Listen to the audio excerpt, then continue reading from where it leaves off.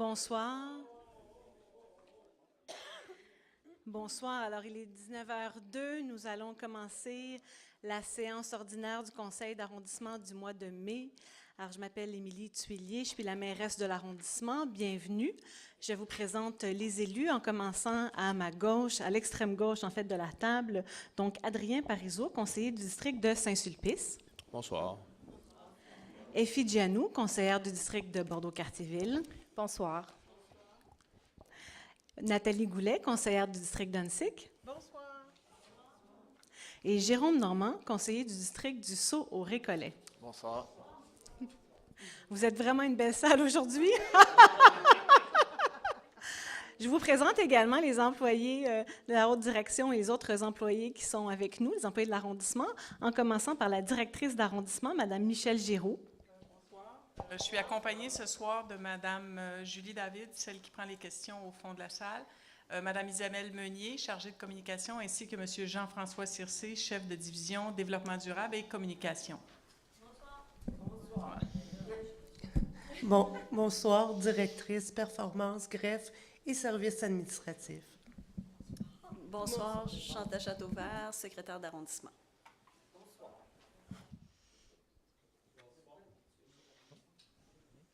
Bonsoir, Gilles Côté, directeur du développement du territoire. Bonsoir, Dominique Paquin, directeur des travaux publics. J'ai également dans la salle avec moi ce soir M. Thomas Rivard, chef de division de la voirie. Bonsoir. Jocelyn Gauthier, directeur culture, sport, loisirs et développement social. Et je suis accompagné de Sylvie Labrie, chef de division culture et bibliothèque.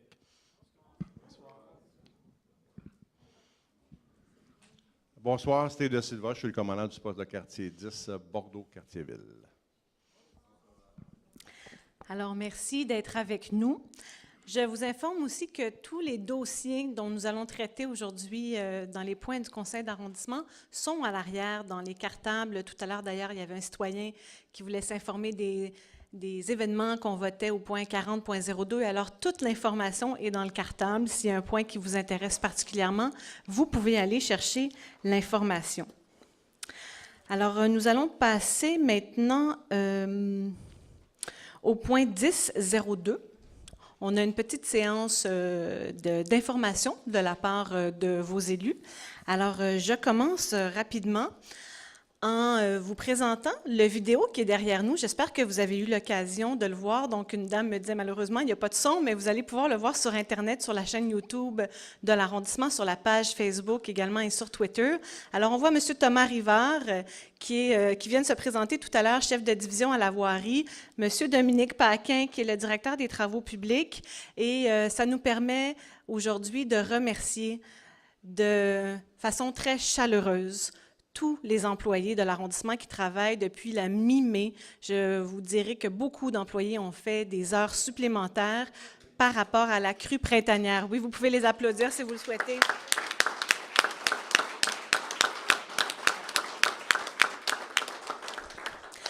Alors, évidemment, il y a les personnes que j'ai déjà nommées. Il y a toute notre équipe de Col Bleu. Et on remercie les gens de la rue Cousineau qui ont même fait une pancarte « Merci les Cols Bleus de l'arrondissement ». Et toutes les personnes qui ont travaillé dans l'ombre aussi. Parce que vous voyez, les personnes qui sont assises ici, elles ont des équipes qui ont travaillé pour ouvrir le centre de service au YMCA, pour faire des achats, pour être dans l'ombre, pour supporter tous leurs collègues qui venaient en aide directement sur le terrain aux personnes qui sont aux prises avec la crue printanière. Et honnêtement, on est tellement satisfait du travail qui a été fait parce qu'on a eu plus d'eau qu'en 2017 et pour l'instant, il n'y a pas eu de sinistrés. Donc, on a construit des digues extraordinaires. Je suis sûre que Mme Gianou en parlera tout à l'heure aussi. Donc, je vais la laisser compléter, mais vraiment, on souhaitait féliciter l'ensemble des employés de l'arrondissement. Je voudrais aussi vous faire un petit plan rapide de ce qu'on va adopter ce soir au plan du conseil d'arrondissement. Vous savez qu'on a un plan stratégique de l'arrondissement 2018-2021 et qu'on a des priorités 2019 qu'on vous a partagées en février. Alors, je vous lance ça en rafale parce qu'on a 7 points aujourd'hui qui viennent concrétiser le plan stratégique de l'arrondissement qu'on va adopter tout à l'heure. Le premier, c'est le budget participatif. Alors, pour la première fois dans l'arrondissement, on va avoir un budget participatif. On va l'adopter en 30.02. On a dégagé 250 000 $ des réserves de l'arrondissement pour des projets citoyens, des projets qui seront pensés par vous et qui seront décidés par vous. Alors, vite, là, comment ça va fonctionner? En mai-juin, il va y avoir des ateliers d'idéation pour donner des idées. Ensuite, il va y avoir un forum pour développer les projets en septembre. À la fin de l'année, on va voter. Donc, tout l'arrondissement va voter. Même les enfants à partir de 12 ans vont avoir le droit de vote pour les projets qui vont être réalisés en 2020. Alors, vraiment, c'est quelque chose à ne pas manquer. Aujourd'hui, on adopte aussi notre plan stratégique de développement durable 2019-2025. On va vous le présenter juste après le mot des élus. Donc, vous allez pouvoir voir un petit peu mieux à quoi ça ressemble. Et on a aussi un plan pour l'administration, pour l'arrondissement comme institution. Alors, c'est un engagement très important de la part de notre arrondissement en faveur du développement durable. Le troisième point, on en a parlé dans les dernières semaines, c'est le plan propreté de l'arrondissement. Donc, au total, ça sera environ 500 000 $ qui va venir en budget de fonctionnement de l'arrondissement, un peu de la ville-centre aussi. Et aujourd'hui, au point 30.06, on a déjà un montant de 250 000 $ pour des activités au niveau de la propreté, donc que ce soit sur le domaine public, privé, pour ramasser, mais aussi au niveau des inspecteurs, pour faire en sorte qu'on puisse embarquer tout le monde finalement dans la propreté de notre arrondissement pour retrouver une fierté aussi et faire en sorte que les milieux de vie soient sains. Le quatrième point, qui était dans nos priorités 2019, vous l'avez vu à l'arrière plutôt, c'est la carte des travaux. Beaucoup de travaux cet été dans l'arrondissement et on vous a fait une carte pour vous montrer à quel point il y en a sur un peu dans tous les quartiers, sur quelle rue. Vous avez une légende aussi qui vous explique le genre de travaux. Alors, elle sera déposée sur le site Internet de l'arrondissement. Vous allez avoir accès en tout temps à cette carte pour avoir en tête les travaux que l'arrondissement et la ville et la STM feront sur notre territoire. Et en parlant de travaux, peut-être que vous vous souviendrez qu'une des premières démarches qu'on a fait en arrivant, c'était d'augmenter un petit peu l'équipe d'ingénierie à l'arrondissement pour être capable de mieux planifier des travaux, d'avoir une force pour faire les plans et devis, pour travailler sur les rues, parce qu'on le sait, vous le savez tous, on le sait nous aussi, il y a des rues à réparer, mais il y a aussi des égouts et des aqueducs à réparer, et l'arrondissement s'est doté de ressources pour être capable de faire ces travaux.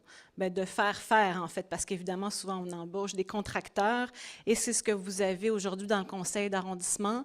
Au point 2003, 2004, 2005, on donne des contrats pour refaire des rues. Mais pour donner des contrats, il y a tout un travail en amont qui est très important, qui est un peu difficile aussi. C'est des gens spécialisés qui doivent le faire. Et cette année, en 2019, si on réalise tout ce qu'on a dans nos cartons, on va faire pour 29 millions de travaux, d'aqueducs, d'égouts et de rues et de trottoirs et de saillies. Dans les dernières années, on était à plus ou moins 10 millions de dollars. Donc, vous voyez que si on garde ce rythme-là dans les prochaines années, bien, on va réussir un peu à avoir le dessus sur la qualité de nos infrastructures souterraines et la qualité de nos infrastructures de rue aussi. Le sixième point, c'est nos séances itinérantes du conseil d'arrondissement. Donc, évidemment, ici, on est bien à la mairie de l'arrondissement, mais on souhaite beaucoup aller vous voir sur le terrain. On en a fait 2 l'année dernière et cette année, on en fait 2 autres dans les 2 districts que nous n'avions pas encore visités. Alors, le 10 juin, donc la prochaine séance, à la Maison de la culture d'Antique-Cartierville. Et le 9 septembre, qui sera la séance suivante, en fait, parce qu'on n'a pas de séance en août. Donc, le 9 septembre, au parc Henri-Julien. Alors, ça sera très intéressant pour nous de vous y voir et nous espérons que vous serez nombreux. Et la dernière chose que je voulais vous mentionner, c'est que vous savez, on s'est engagé à consulter plus, à consulter mieux aussi. Vous l'avez sûrement vu, il y a beaucoup d'activités de consultation. Et nous travaillons maintenant, c'est le point 20.08, nous avons développé un partenariat avec le projet MTL de l'organisme Concertation Montréal. Donc, les études récentes démontrent qu'il y a moins de femmes, évidemment, ça ne paraît peut-être pas en ce moment dans la salle devant vous, mais il y a moins de femmes qui s'impliquent en politique municipale et qui s'impliquent aussi dans le grand public. Donc, la période de questions, les consultations, les gens qui prennent la parole. Alors, on travaille avec Concertation Montréal en observation, mais aussi en projet pilote. Comment faire pour aller rejoindre ces personnes-là? Et on a aussi une particularité dans l'arrondissement. On souhaite impliquer de plus en plus les femmes issues de la diversité, qui sont souvent absentes des événements et des consultations publiques.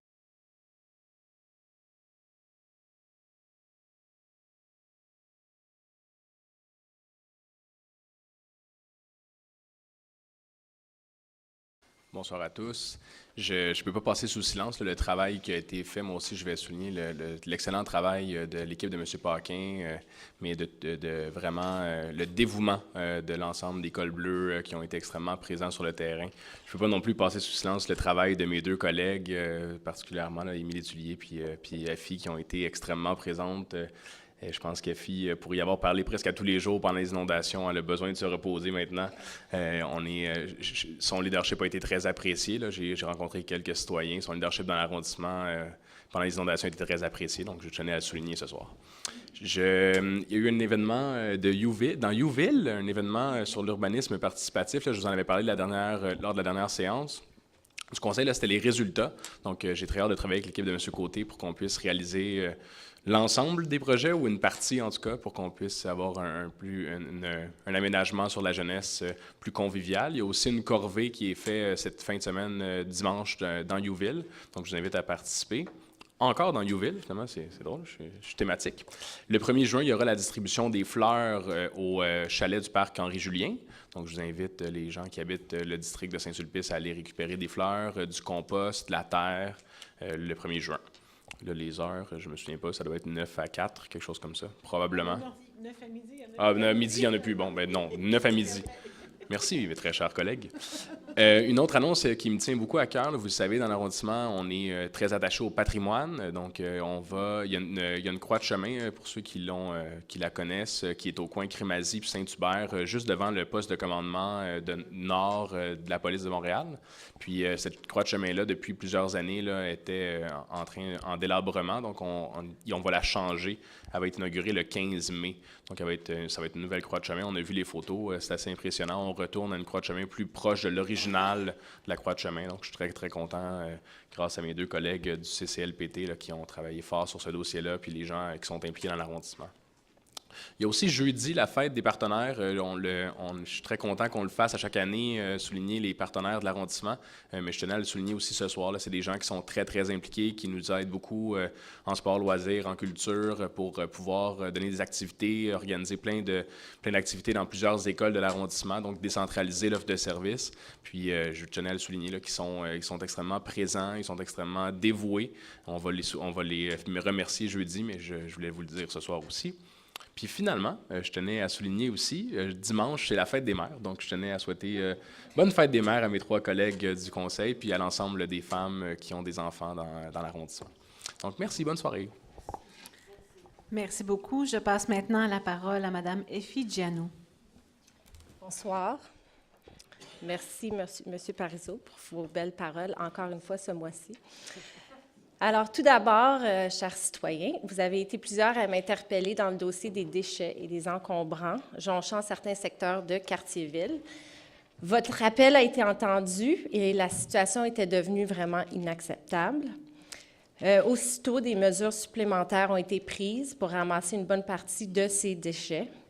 L'arrondissement a pu se procurer un camion tasseur afin d'intervenir dans de tels moments. On n'en avait pas jusqu'à récemment. Il fallait attaquer le problème à sa source.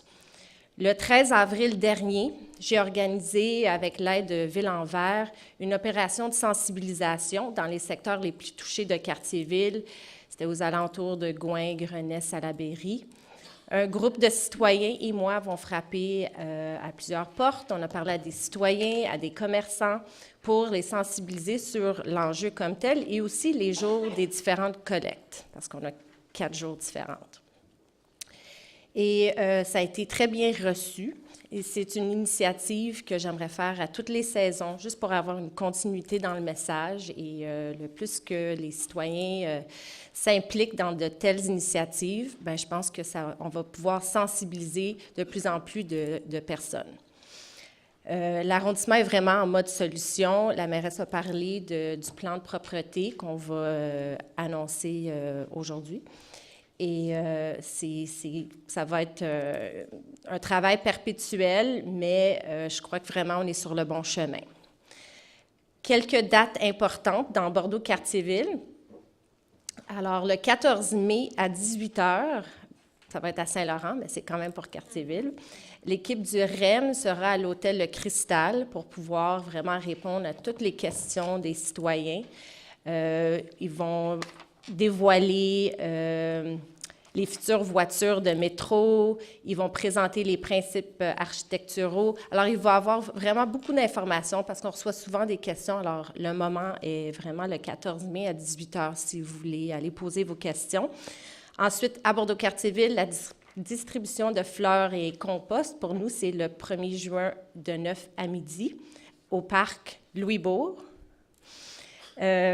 Ensuite, pour l'atelier d'idéation pour le budget participatif dans Bordeaux-Cartierville, c'est le 3 juin à 18h30 au futur Centre communautaire culturel de Cartierville sur la rue Grenet. Et finalement, la séance d'information pour la 2e phase du projet de réaménagement du secteur Laurentien-La Chapelle, c'est le 5 juin à 19h. Alors, on va avoir plusieurs petites séances d'information de suite. Alors, maintenant, je rentre dans le sujet des inondations. On l'apprend évidemment à personne, le secteur de Cartierville et plusieurs autres secteurs, ça a été un mois très, très difficile. Mais ce soir, je vais vous parler de quelque chose de différent, un angle différent. Je vais vous parler de ce que j'ai vu sur le terrain. J'ai vu 75 cols bleus qui sont encore, je ne vais pas dire dans le passé, qui sont encore dévoués sur le terrain 24 heures sur 24 depuis la mi-avril. Tout d'abord, je remercie, je pense que je le dis souvent, je remercie le directeur des travaux publics, Dominique Paquin, Thomas Rivard et tout le reste de l'équipe des cols bleus. C'est vraiment incroyable le travail qu'ils ont fait. Puis c'est pas juste le travail comme tel, c'est même les émotions qui sont allées dans leur travail. J'ai vu des voisins s'entraider, des jeunes, des moins jeunes, des hommes, des femmes et des bénévoles, vraiment, là, qui ont donné un coup de main très, très important. J'ai vu des personnes comme Denis MacGyver-Lemieux. Je nomme son nom parce que ça a été indiqué dans la presse Radio-Canada partout, de la rue du Ruisseau qui, en se battant contre la crue, a vraiment pu garder leur rue au sec. Et des citoyens réunis à minuit pour aider des cols bleus épuisés à rehausser la digue de la rue Cousineau, et tout ça avec le sourire. On m'envoyait des photos, moi j'étais avec mes enfants à cette heure-là, mais c'est vraiment incroyable de voir la solidarité qui avait été créée. C'est vraiment dans ces moments les plus difficiles que cette solidarité prend forme. Nous avons été témoins de ça, les cols bleus, voisins, citoyens, policiers, le PDQ-10, les pompiers et les autres premiers répondants qui se sont ralliés pour protéger le quartier et notre communauté. Alors moi, je remercie du fond du cœur et tout le monde vous remercie. J'ai beaucoup d'admiration pour tous ceux et celles qui ont donné cœur et âme pour sauver leur maison, celle de leurs voisins et parfois même celle de parfaits inconnus. Vous êtes la définition des termes solidarité et service à sa communauté. J'ai toujours adoré mon quartier, mais là, je peux dire que je suis réellement fière de mon quartier. Alors, l'eau est toujours très présente dans certains secteurs. On sait que le niveau d'eau a baissé, Mais j'appelle quand même les citoyens à continuer de démontrer cette solidarité et cet espoir. Et j'ai une pensée ce soir pour vous tous, les victimes de la crue des eaux. Merci.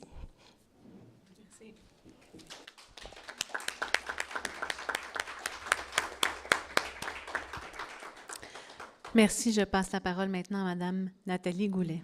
Merci beaucoup, Madame la mairesse. Merci, Madame Giano. C'était vraiment touchant, émouvant. C'est ça aussi, être une élue, c'est vraiment prendre fait et cause pour les citoyens de notre district, de notre arrondissement.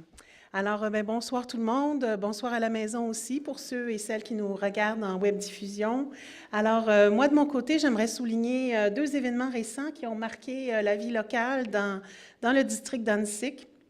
Alors, d'abord, le 18 avril dernier, à la Maison de la Culture Annecy, a eu lieu le premier rendez-vous citoyen organisé par le Journal des voisins, le journal communautaire de nos quartiers, qui a invité le metteur en scène et militant Dominique Champagne, l'instigateur du Pacte pour la transition, avec une animation d'Alain Gravel, qui est un résident de l'arrondissement.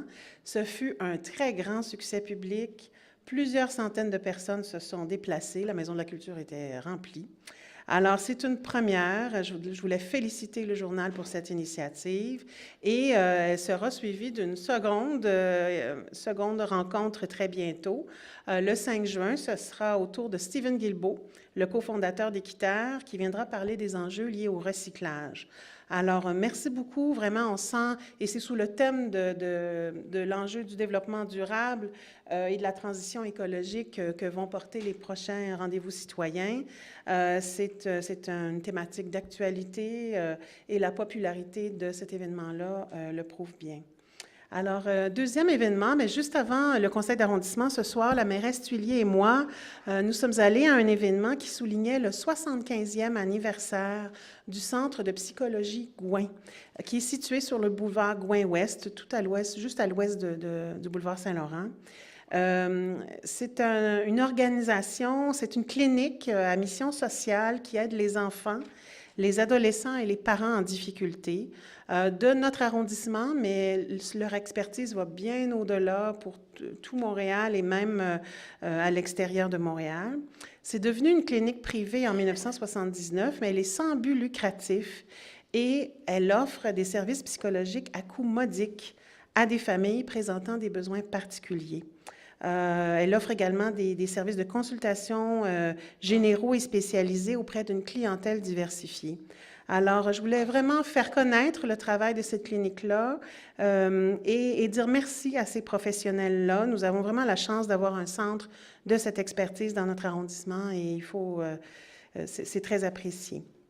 Maintenant, un suivi de dossier. Je voulais vous informer que notre plan de déplacement local est toujours en élaboration et au cœur de ce plan-là de déplacement local, il y a notre plan de déplacement scolaire et ça continue. Nous avons donné un mandat à Vélo Québec pour faire des marches exploratoires, puis je voulais juste vous informer que je vais en faire 2 très bientôt pour l'école Annecy et l'école Annecy annexe. Il y a 5 écoles primaires dans mon district, et dont 2 avec des annexes, et 3 écoles secondaires, un cégep, le cégep Bois-de-Boulogne. Alors, les élus, on participe à ces marches exploratoires, avec les chercheurs de Vélo Québec, les agents sociaux communautaires également des 2 PDQ. Et il y a un rapport qui s'en vient très bientôt cette année à la suite de ces marches-là, qui va nous permettre de mieux planifier les travaux de sécurisation et d'apaisement de la circulation à venir autour des écoles. C'est une priorité pour nous. Alors, maintenant, c'est le printemps. J'ai 3 petites annonces. D'abord, moi aussi, je voudrais annoncer la distribution de fleurs gratuites. Rappelez que dans Annecy aussi, au Parc Annecy, il y aura distribution. Retenez la date. C'est le 1er juin, de 9h à 11h. Et dans chacun des 3 autres districts également. Alors, des vivaces, des annuelles, des plantes comestibles, c'est super. On est présent d'habitude à cette distribution-là. Les individus, évidemment, on donne aux personnes, mais également aux groupes. Alors, je voulais juste rappeler que les CPE, les OSBL, les écoles primaires et secondaires, les HLM, les coops, les résidences de personnes âgées peuvent aussi, en appelant Ville en Vert, se voir distribuer des fleurs et des vivaces. Alors, il n'y a pas seulement les fleurs, il y a les arbres aussi. Alors, il y a un très beau programme. J'en parle chaque année parce que je trouve que ça vaut vraiment la peine. Et je vous invite à participer, à verdir votre environnement. C'est un programme qui s'appelle « Un arbre pour mon quartier », du regroupement des écoquartiers puis de la Sauverdie. On peut acheter des arbres à prix modique pour aussi peu que 25 $, et même des arbres fruitiers à 35 $. Et l'achat se fait en ligne, la réservation de votre arbre se fait en ligne, et on peut les récupérer. On les récupère à la mi-juin. Dans le quartier, tout près de chez nous, là, il y aura un point pour aller chercher notre arbre tout près. Alors, et puis finalement, vous avez vu le petit carton sur votre chaise en arrivant. Le samedi, le 8 juin prochain, ce sera la grande fête annuelle de l'arrondissement. C'est gratuit, c'est important, la gratuité, l'accessibilité à de tels événements. Alors, c'est la belle grande fête. Il y aura un film la veille et au parc Marcelin-Wilson cette année a lieu le film. Ici, il pleut, ce sera à l'Arena. Et la fête aura lieu le samedi, donc le lendemain. C'est sous le thème de la science cette année, à la fois le film et les activités. Il y aura un spectacle qui s'appelle Science en cavale, des animations, des expériences, des jeux géants. En tout cas, je vous invite à être nombreuses et nombreux à ce bel événement annuel. Merci. Merci beaucoup. Vous voyez, beaucoup de choses et il y en a encore. Alors, je laisse la parole pour terminer à M. Jérôme Normand.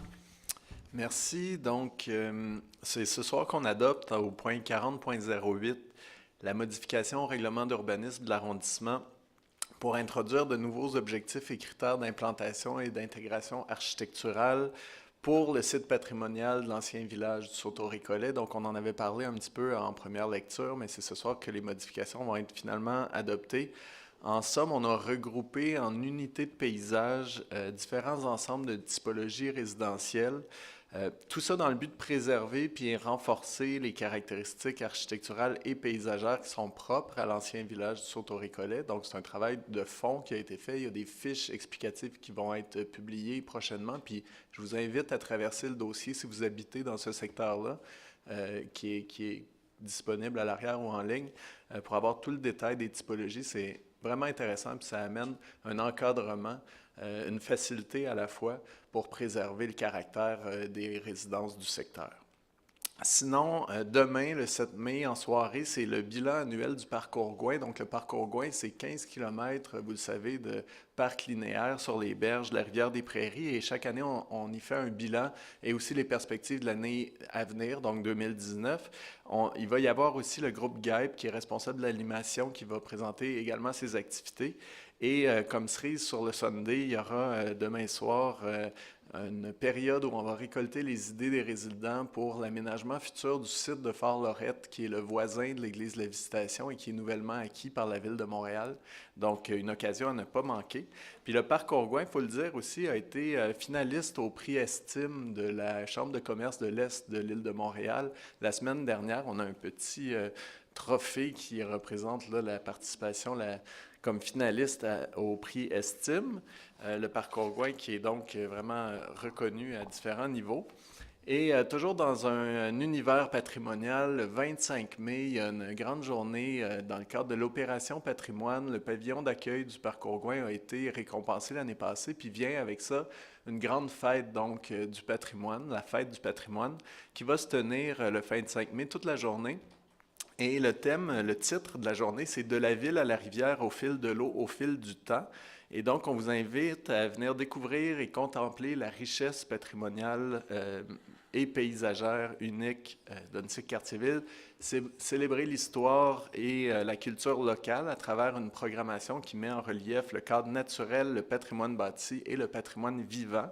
Et c'est une programmation de pas moins de 35 activités en une journée, familiales, ludiques, récréo-touristiques et interprétatives qui vous attendent donc le 25 mai à ne pas manquer avec navette. Tout ça part du pavillon d'accueil sur la rue Parc Stanley, mais il y a des navettes pour aller jusqu'à Fort-Lorette et dans différentes directions, différents lieux. Dans le rayon des bonnes nouvelles, toujours, la première cyclovia va avoir lieu dans Onsic-Cartierville. On a eu la réponse de la Ville-Centre le 15 septembre prochain. tout le long de la promenade fleurie. Donc, qu'est-ce que c'est une cyclovia? Hein? Le concept consiste à fermer une grande artère à la circulation automobile pendant quelques heures pour permettre aux cyclistes, piétons, patineurs, planchistes ou même les enfants en trottinette de profiter pleinement de la rue dans une ambiance festive, familiale, mais surtout évidemment sécuritaire. Donc, tous les détails quant au tronçon exact, les heures et tout ça vont venir dans les prochaines semaines, prochains mois, mais restez à l'affût, ça va être vraiment le fun. Puis le 15 septembre, c'est la fin de semaine qui suit la dernière vente trottoir de la promenade fleurie. Donc, on reste dans le même esprit festif, familial pendant 2 fins de semaine de suite. Et finalement, même chose du côté de Sault-Récollet, il y aura distribution de fleurs, donc toujours le 1er juin en matinée. Et c'est au parc Sault-Récollet que ça a lieu, au niveau du pavillon, donc du côté nord de Prieure. On vous y attend en matinée. Merci tout le monde. Merci beaucoup. Alors, nous allons maintenant passer à une présentation très rapide. Je vous disais qu'aujourd'hui, en point 12.01, nous allons adopter le plan stratégique de développement durable de l'arrondissement. Donc, nous avons une petite présentation pour ceux qui sont visuels. Vous pouvez suivre avec moi. Donc, le plan stratégique de développement durable 2019-2025 de l'arrondissement. En fait, c'est le 3e plan en développement durable de l'arrondissement et il s'arrime au plan Montréal durable qui existe déjà, qui lui était entre 2016 et 2020. Alors, le plan Montréal durable avait identifié 3 défis que nous avons repris parce que nous trouvons que ce sont des défis que nous devons aussi relever en arrondissement. Donc, Montréal sobre en carbone, Montréal équitable et Montréal exemplaire. Alors, nous avons trouvé un titre pour notre document, Annecy-Cartierville, un arrondissement durable et résilient. On parle beaucoup du concept de résilience maintenant. Nous avons plancher sur un document de référence que nous n'allons pas vous présenter aujourd'hui parce qu'il est très complet, mais je vous invite à aller le voir quand il sera sur le site Internet parce que nous avons identifié 7 priorités d'intervention avec 31 objectifs stratégiques. Et évidemment, comment on met tout ça en œuvre? Bien, avec des plans et des programmes. Donc, vous voyez dans la petite roue, des plans qui existent déjà, des plans qui vont être à construire et, par exemple, le budget participatif aussi, où vous allez pouvoir contribuer. La manière de l'arrondissement, dont l'arrondissement va contribuer à ce plan-là, c'est par un plan de l'administration. Donc, nous, comme institution, l'arrondissement, avec nos employés, avec nos opérations, qu'est-ce qu'on va faire pour le développement durable? Alors, ça s'appelle le plan de transition écologique 2019-2021 de l'administration locale. Alors, sur 2 ans, on s'est donné des objectifs très précis pour donner l'exemple, donc dans nos activités et nos opérations. Alors, je vous invite aussi à le consulter. C'est le 2e document qu'on adopte ce soir. Il y a dans ce plan de transition écologique 4 axes prioritaires. Donc, aligner nos pratiques internes pour favoriser la transversalité, la collaboration et la gouvernance intégrée. Qu'est-ce que ça veut dire? Ça veut dire de travailler ensemble, de savoir ce que la main droite fait la main gauche et de travailler ensemble pour aller vers des objectifs communs. Deuxièmement, de renforcer et promouvoir les pratiques éco-responsables au sein de l'arrondissement. Troisièmement, réduire les émissions de gaz à effet de serre et la dépendance aux énergies fossiles. Donc, autant pour nos employés, pour évidemment les élus aussi, et pour nos opérations. Et quatrièmement, sensibiliser et mobiliser le personnel de l'arrondissement pour en faire des ambassadeurs de nos engagements. Donc, voici des engagements très précis. Comment on a construit ce plan? Bien, avec vous. Lors des consultations publiques que nous avons eues dans la dernière année et demie, nous en avons fait plusieurs et quand on faisait nos grandes consultations publiques, il y avait toujours un kiosque sur le plan local de développement durable qui a changé de nom entre-temps et maintenant c'est notre plan stratégique de développement durable. Les membres du personnel aussi et les gestionnaires. Donc, on a mis à contribution les employés de l'arrondissement parce qu'on veut mobiliser tout le monde vers la même cause. Donc, on est allé chercher leurs idées, leur interprétation de ce que pourrait faire l'arrondissement de plus et, évidemment, les élus. Alors, voilà, nous vous invitons à prendre connaissance des documents quand ils seront adoptés et sur le site Internet de l'arrondissement.